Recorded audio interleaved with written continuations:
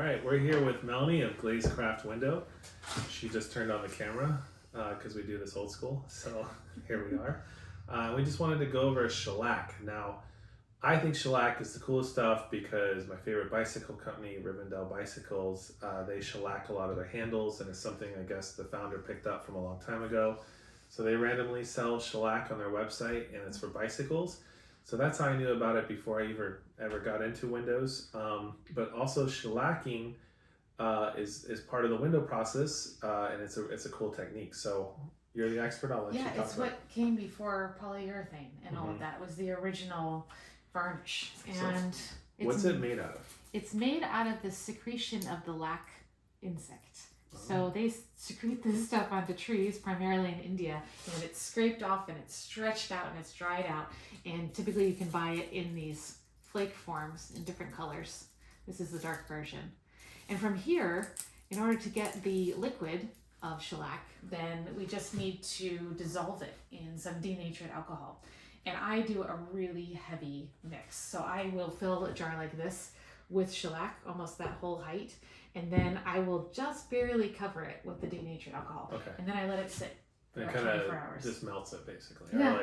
You stir it around a bit, every couple of hours, but over time then you get sort of this viscous sort of liquid. This is much thicker than what you may use if you were doing some furniture restoration, but this is exactly what you need to shellac rabbets in your old windows. Yeah, and the rabbets are where the glass rests. Yeah. But if you wanted to shellac a bicycle, you could do that. It's good for the handlebars. And you can buy pre-made shellac on websites. For example, rivbike.com, they sell shellac. It's for bicycles, but it would work in your rabbets as well. Yeah. And this is a pretty cool, do you know where you got this? I found that on Amazon. Okay, this is on Amazon. I think Earth and Flax sells one. Yeah. So there's a lot of places you can get this, but it's a very natural material. It doesn't have any plastics or weird stuff in it.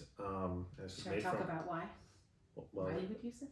Oh yeah, but just to clear it up, it's made from bugs. It's pretty natural. So yeah. So okay, and why do we use it? Right. I don't know if you want to grab. Do you have a small one? And I'll just blab on here. So basically, the rabbets, spelled with an E, not an I. I've learned.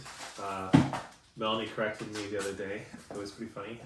So the rabbets are where the glass sits. So, if this was laying, you put in the glaze, you smush the glass down, and you shellac the rabbets. So why do you shellac the rabbets? You as a professional window restoration person, why do you shellac the rabbets? It creates a barrier between our glazing putty and the wood.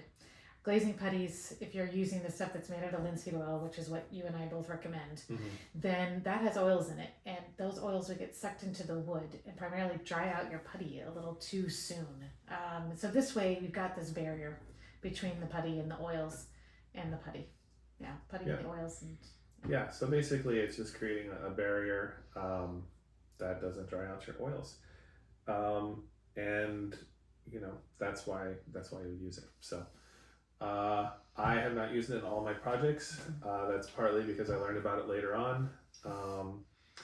And some windows didn't come shellacked. So, but proper, the best practice is, which Melanie is a professional, so that's what she does. She goes ahead and shellacks. And it takes you, 5 minutes to do it? Oh, it's nothing. Yeah, it takes no time at all. Yeah.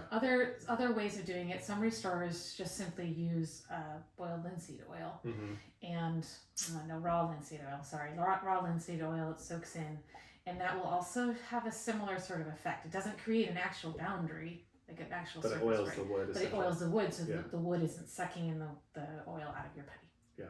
So we thought we'd just talk about this fun little thing which involves bug excretions and fun techniques. So we're always trying to learn new things. So just wanted to tell you about that. All right. You're going to run back and stop. Thank you very much for watching.